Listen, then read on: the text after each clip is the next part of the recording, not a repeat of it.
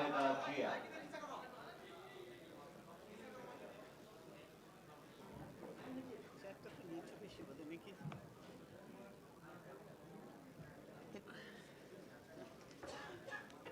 আরেকটু এদিকে আসতে হবে, এই যে মাইকটা এদিকে, এটা কোনে না, দুইটা পার্ট হচ্ছে না, প্রথম পার্ট।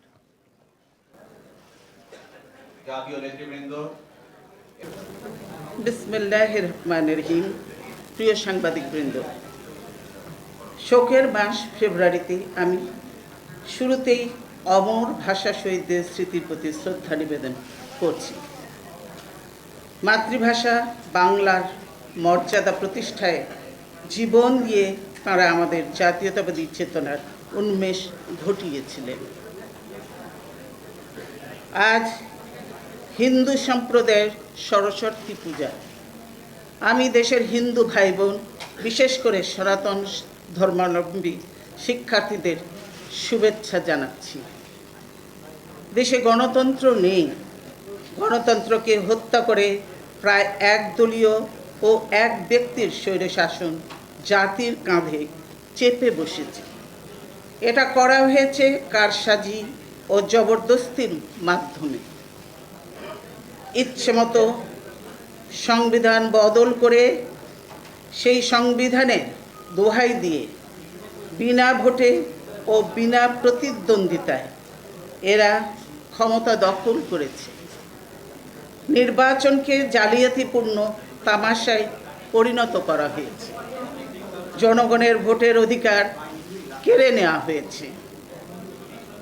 ৩০০ আসনের মধ্যে সংখ্যাগরিষ্ঠ ১৫৩ আসন তারা ভোটের আগেই ভাগ বাটোয়ারা করে নিয়েছিলেন। বিএনপিকেও তারা এর এক ভাগ দিতে চেয়েছিলেন। আমরা আসন ভাগাভাগি চাইনি। আমরা চেয়েছি সুষ্ঠু, অবাধ, নিরপেক্ষ ও প্রতিদ্বন্দ্বিতাপূর্ণ নির্বাচন, যেখানে মানুষ ভোট দিতে পারবে। তেমন নির্বাচন নিশ্চিত করতেই আমরা নির্দলীয় নিরপেক্ষ সরকারের দাবি জানিয়েছিলাম। সকলের সামনে পরিষ্কার হয়ে গেছে যে এ দাবি কত সঠিক ছিল। জনগণের ভোট, অনুমোদন ও সমর্থন ছাড়া ইতিমধ্যে তামাশার সংসদ ও ক্ষমতা দখলকারী একটি অবৈধ সরকার গঠন করা হয়েছে। এই সরকার ও সংসদ বৈধ জনপ্রতিনিধিদের দ্বারা গঠিত হয়নি। এই সংসদের নেতা, স্পিকার, ডেপুটি স্পিকার, সাজানো বিরোধী দলের নেতা কেউই জনগণের ভোটে নির্বাচিত হয়নি।